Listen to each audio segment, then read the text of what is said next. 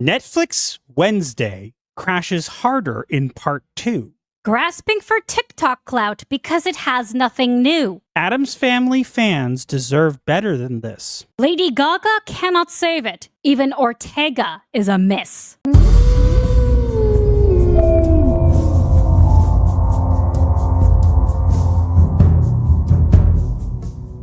Let's clarify something right up front, because last time we reviewed this, most people agreed with us when they watched it, but we got some comments kind of annoyed at us for making a big deal out of nothing or whatever.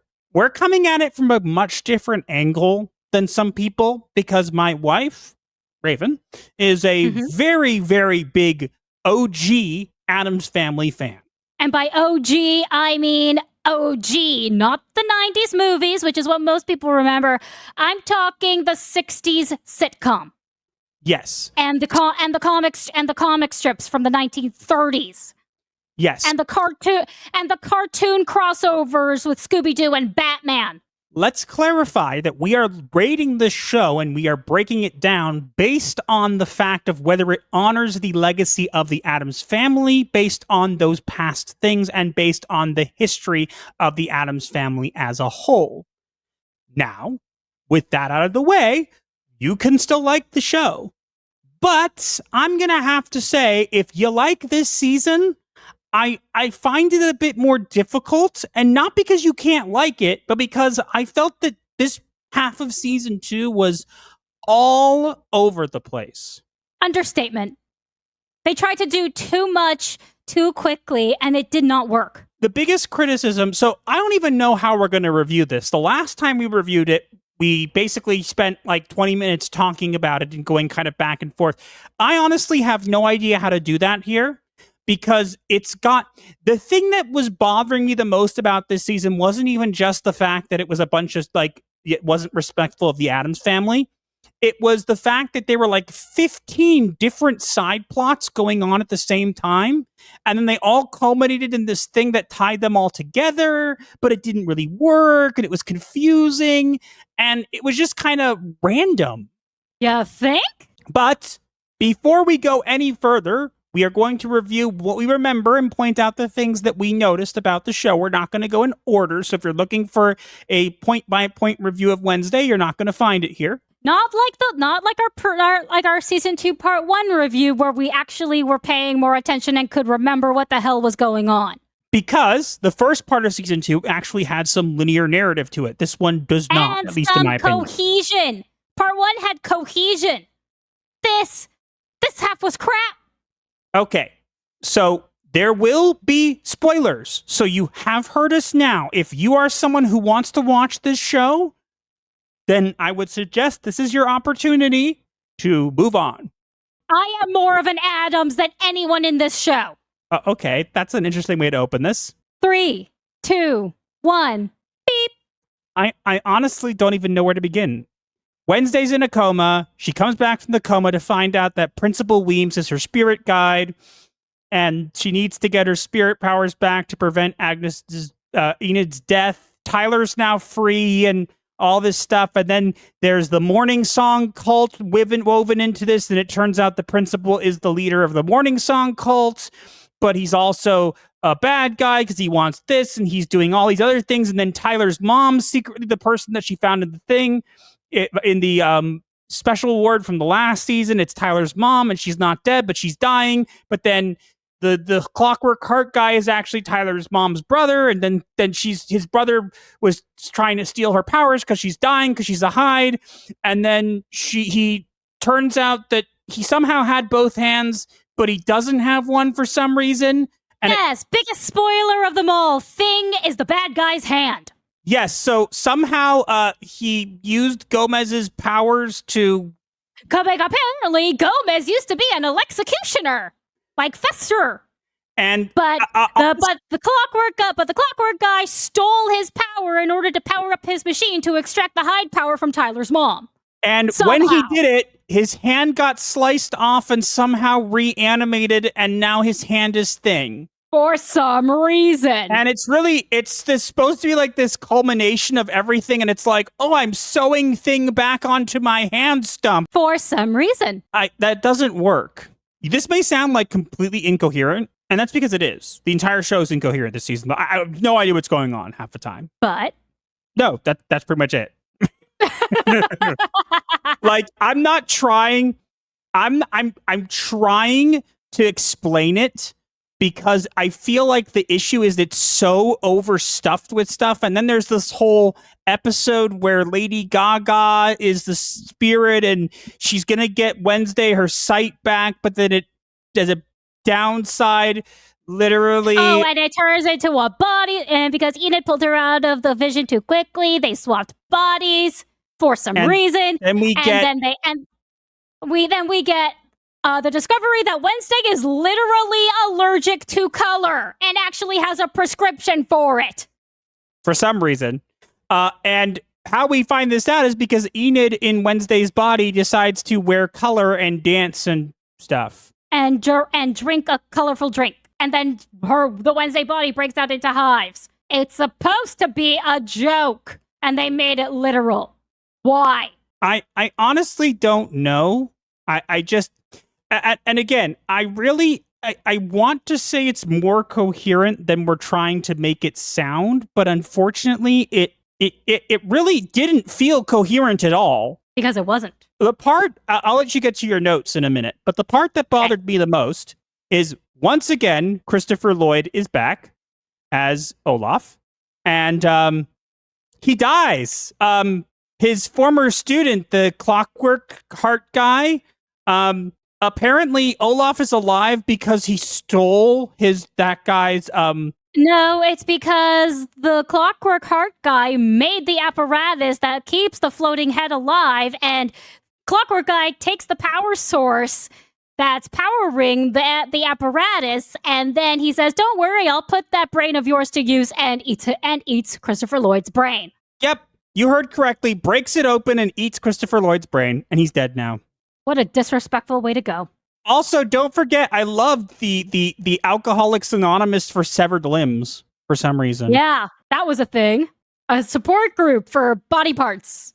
Yeah, I'm very confused about this. Me too. Honestly, here's the thing.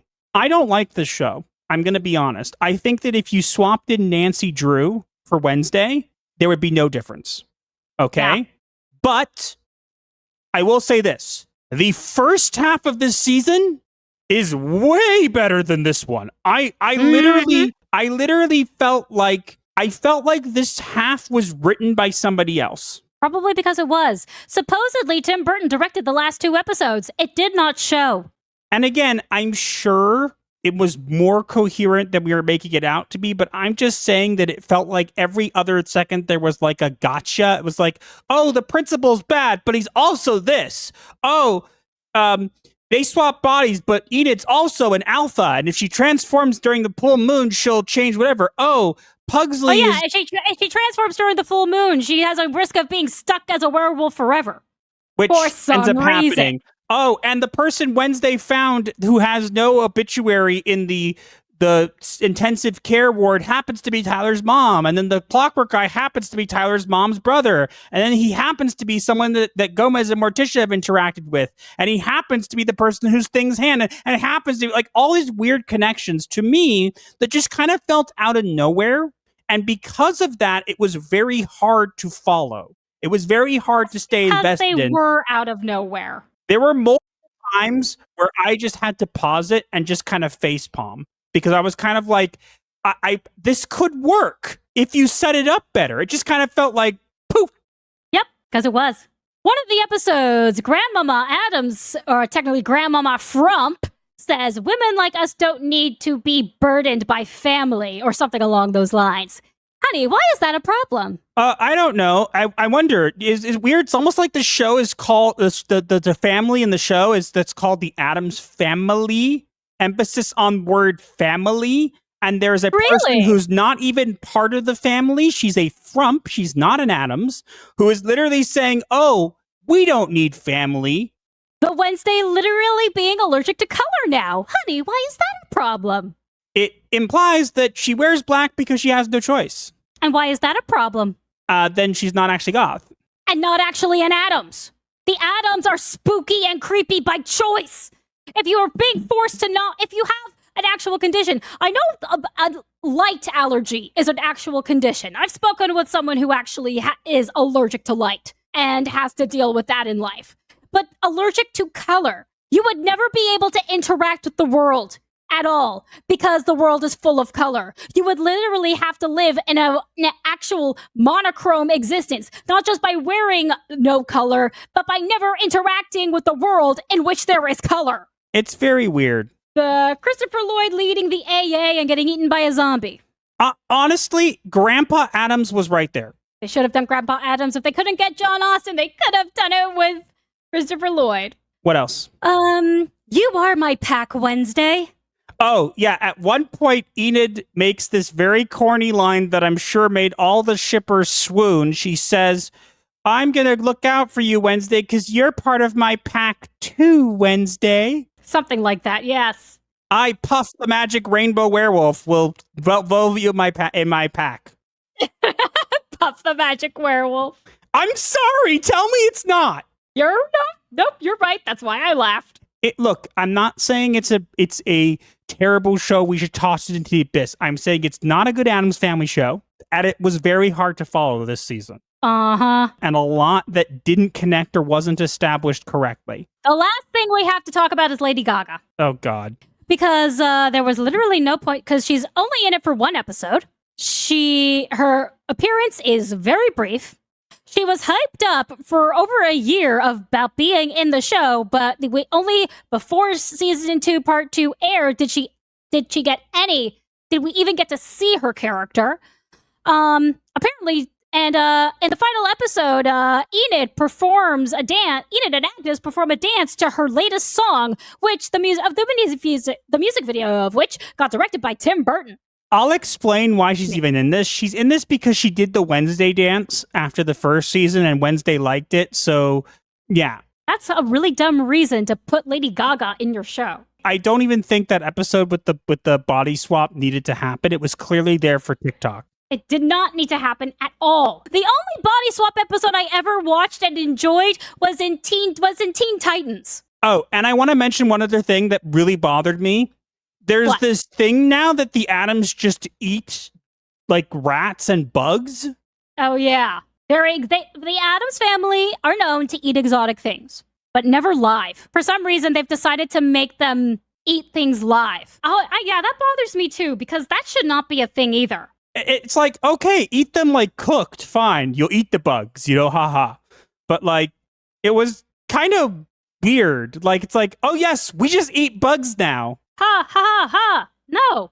It was very strange, and it was just odd because at the end, like, Pugsley's leaving and the bee, there's no patriarchy in the hive bee guy comes up to him and hands him like a box of roaches, and he opens it and sees them. And calls it food for the road. And sees them scurrying around and says, pace yourself. And it's like, yes, eat the live roaches.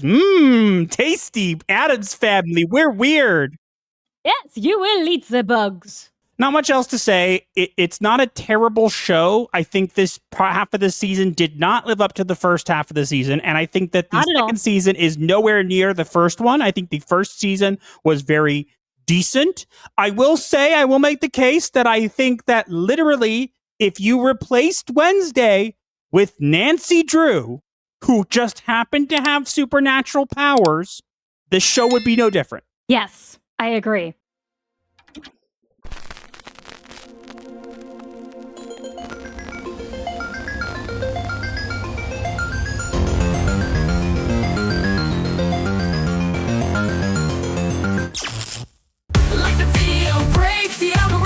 Share with your crew, escape life's hell. From spooky memes to advice obscure, here's your dark solace of humor as a cure.